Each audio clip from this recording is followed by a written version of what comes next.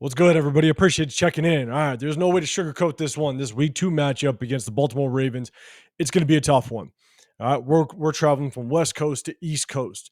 They're coming off of a hard fought game against the Chiefs, and they got 3 extra days to prepare for us. It's not going to be easy. I want to talk about just what I want to see out of this offense and defense, what I think they need to do in order to give us the best chance at possibly winning this football game.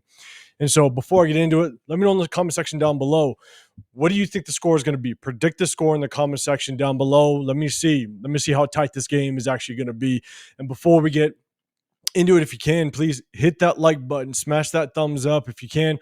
Also, hit that subscribe button. If you're not subscribed, I'm doing my next giveaway at 4,000 subscribers. If you want to get included in that, hit that subscribe button, but also turn on those notifications so you know when I do drop more content and when that giveaway does go down. What am I looking for? All right. What am I looking for in this matchup? Obviously, you have your regular things, right? Like control the clock, minimize the turnovers, get turnovers, all that stuff. And I want to go a little bit deeper than just that. So let's talk about the offense first. And number one, we got to see improvement to the offensive line.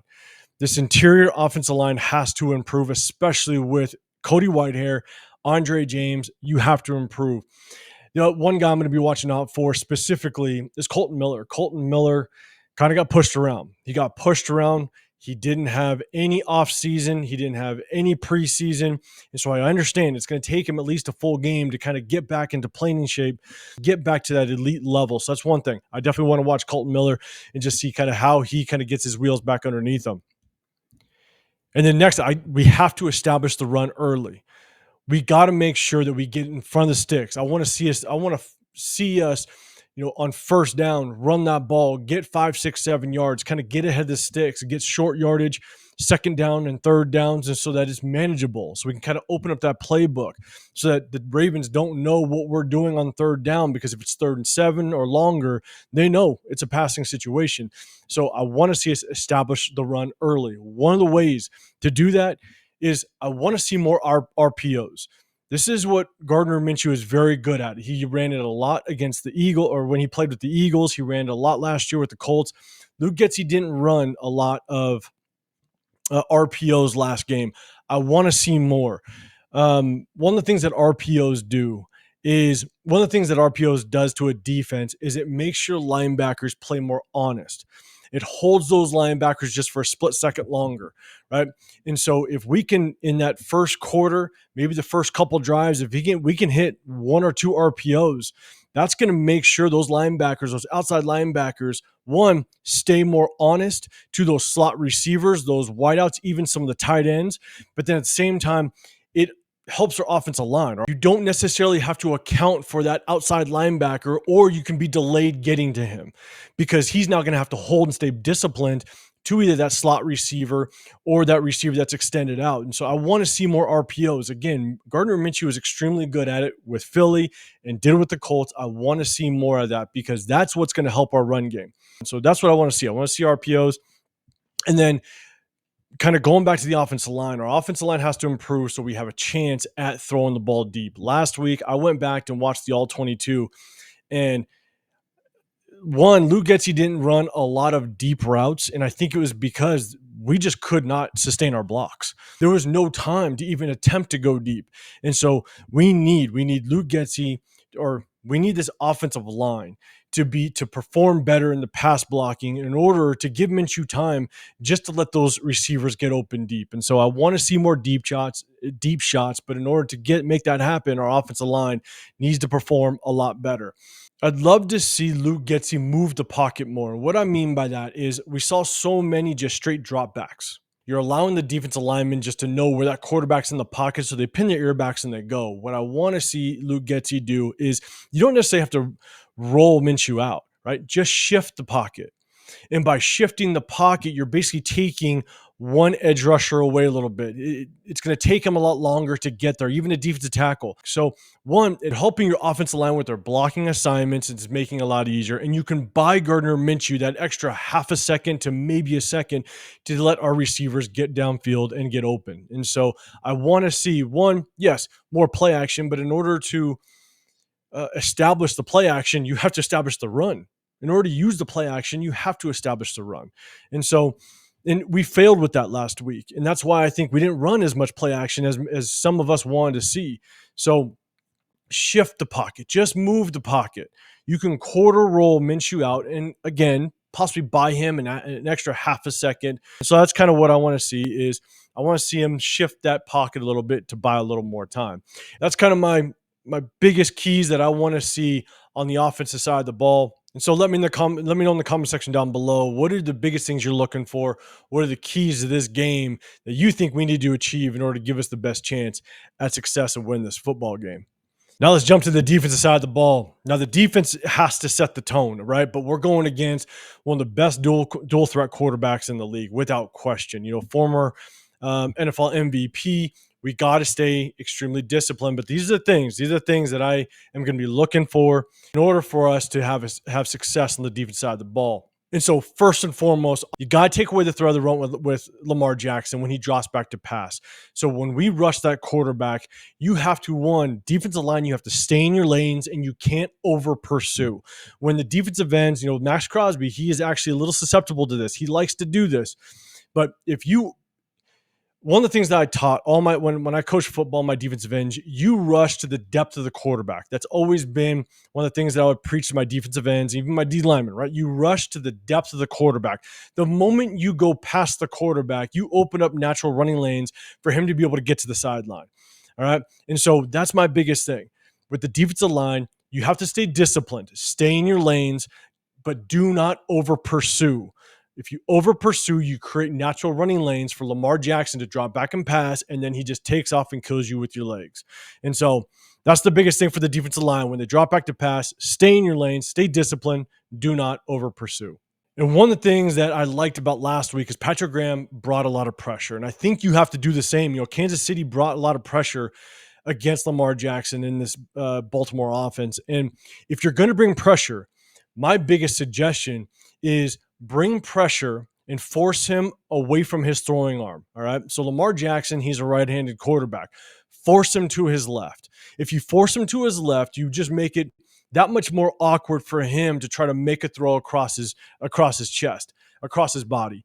And so he's not the best thrower of the ball. Right. He is a really good dual quarterback. He can make a lot of throws. Don't get me wrong. He's a good passer, but that's not his strongest asset.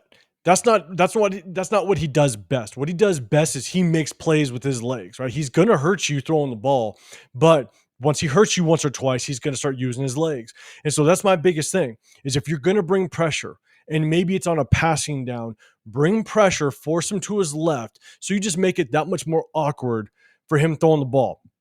In addition to that, if you don't force him to his left, if they are on one hash, force him to the short side of the field.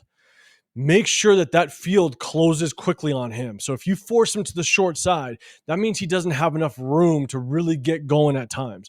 And so bring pressure.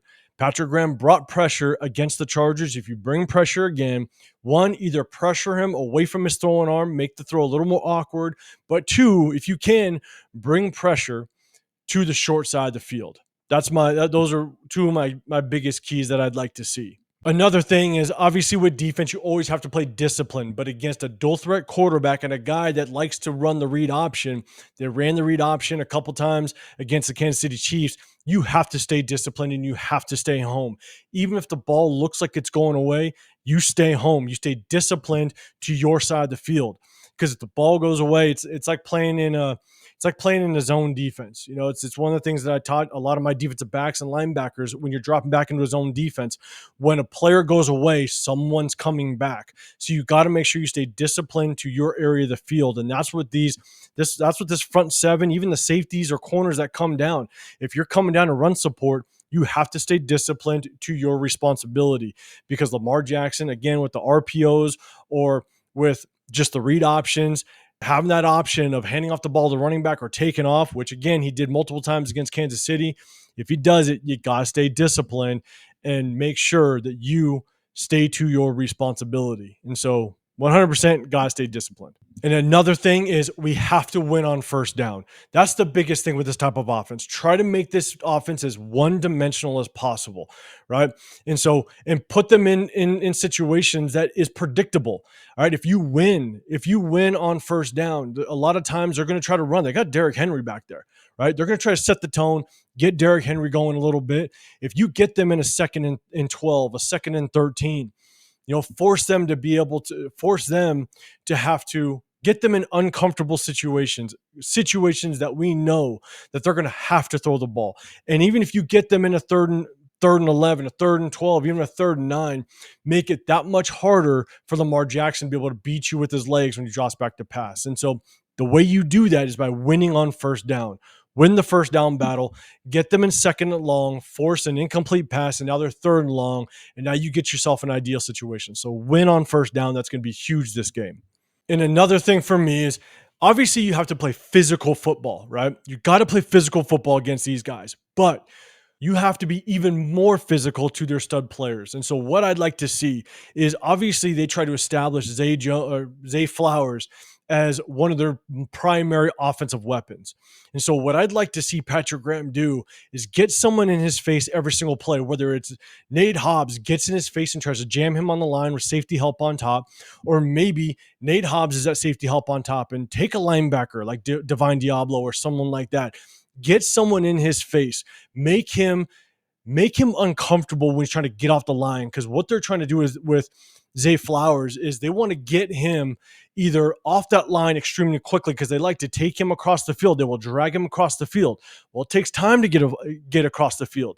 All right, if you can jam him or reroute him on the line of scrimmage and slow that up and slow up that timing, that just allows more time for our D line to get to the quarterback as well. It makes Lamar Jackson now have to take his eyes off the receivers, bring his eyes down. Now he's trying to run around and scramble, and now you kind of got them flustered. Even though Lamar Jackson's good at it, he understands how to do it, you still kind of take them out of their comfort zone a little bit. And so that's one of my biggest things is take away what they want to do. And they've shown against Kansas City, they want to go after Zay Flowers. They want to target Zay Flowers. So make it even harder for them to do that. Get someone in his face, jam him on the line, reroute him every chance you got, and make his day that much more difficult, as well as Lamar Jackson's. And so that's definitely overall 100% across the board. You got to play physical football, smack them in the mouth, but play even more physical or prioritize playing physical against their studs that they're trying to get the ball to. And so be physical, smack Zay Flowers in the mouth, take him out the game before he can even get involved. And then lastly, like I started in the beginning, we're playing one of the best dual threat quarterbacks in the league. He's going to make plays. You're going to get him in a 3rd and 9 situation, and he's most likely at least once, maybe even twice, maybe even more, he's going to get a first down with his legs. On the defensive side, you have to have a short-term memory. You got to have a short-term memory. You got to make sure that you don't get flustered when he does get that 3rd and 6 with his legs. All right. You just have to make sure that you wipe that from your memory, you learn from it, and you move on very quickly. You cannot get emotional. You can't beat yourself up. You got to continue just to move to the next play, even if he starts to kind of hit you with those body blows, getting the first downs with his legs, that stuff. It's very deflating. Don't get me wrong. All right. I played this game for 15 years. I coached it for a very long time, 23 years. All right. Those type of plays are very deflating. It's just like Patrick Mahomes. He does it extremely well. It's like a body shot every single time when they get the first down with their legs. But the thing is you got to learn from it. You got to remember to stay disciplined. Maybe you over pursued. Next time, don't do it, but have a short-term memory. All right, realize it happened, learn from it, get over it quickly, move on to the next play. All right, that's the only way you're gonna be able to find success against an offense like this.